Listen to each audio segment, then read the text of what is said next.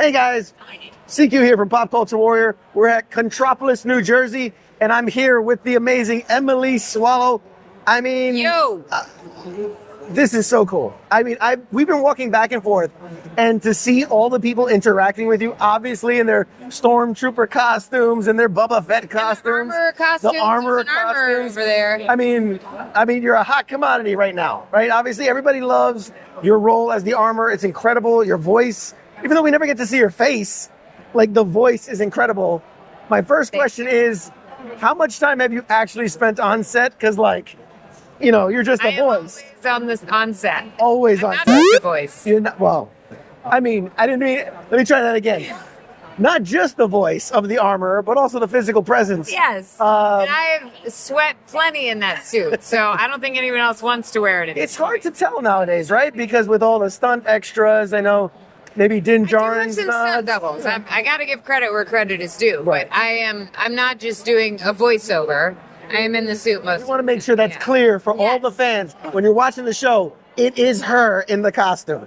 So you've portrayed a lot of strong, complex characters. Amara in Supernatural, obviously the armor in the Mandalorian.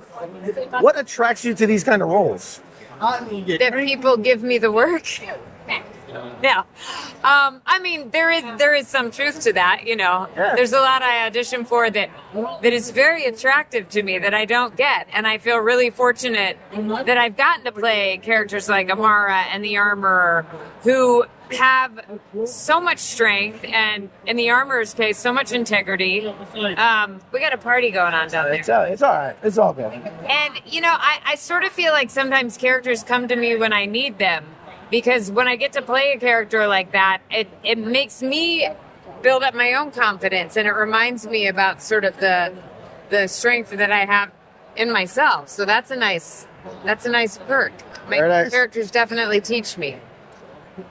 If it was up to you, I'm curious with a character like the Armor, would we get to see your face? Would we? No. You want it to be shrouded in mystery? I love that. Well, first of all, I think the mystery is so much fun.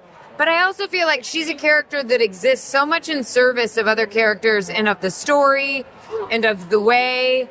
And I think that it's helpful not to attach to anything personal for some reason. You just want to be part of the lore. You just want to be part of, like, yeah. It's almost like not the background. That sounds terrible. But it's just the idea that you're part of the tapestry of what's happening around She's like larger than any one person, maybe. I don't know. I like that. What's the most valuable lesson that you've learned being part of such popular series, like such big fan base series? That storytelling has incredible power to build community, to inspire people, and you know, I had no idea before I started doing the conventions and getting to know the fandoms how much service is done because of the fan communities that congregate around these different stories. And it's so inspiring to me, and it's such a gift to get to be a part of that. It's really cool. That's so awesome. Last one, because I know we're not going to hold you up much longer. If Amara and the Armor were to meet, how do you think that interaction would go? I don't think they'd say much. A very strong, like, stare off. They're women of a few words.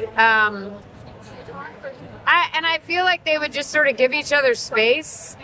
And I don't know, maybe Amara would take the Armorer shopping, because, you know, Amara also wore the same thing all the time for a long time.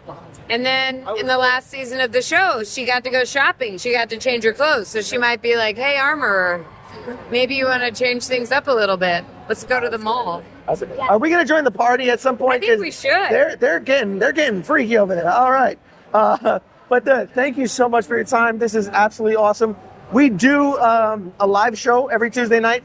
I can give you a card, but I'd love to get you on. We do like a 1-hour interview where we dive into your career, your backstory, your origin story, your backstory, things. I want to give you a second. Talk about, you're obviously doing the charity raffle. Is there anything you want to talk about, passionate about? Yeah, I at every convention that I do, I raffle off an autographed Funko Pop for Voices Against Cancer, which is an organization that funds pediatric cancer research and is also, we were just talking about community.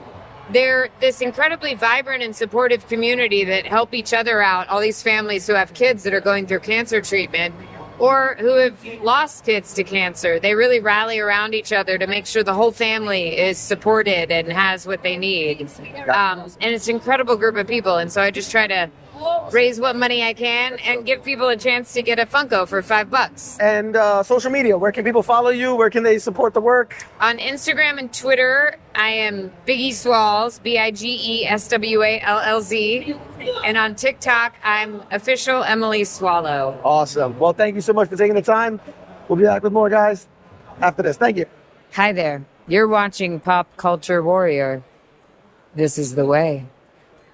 Thank you so much. I appreciate it. Yay!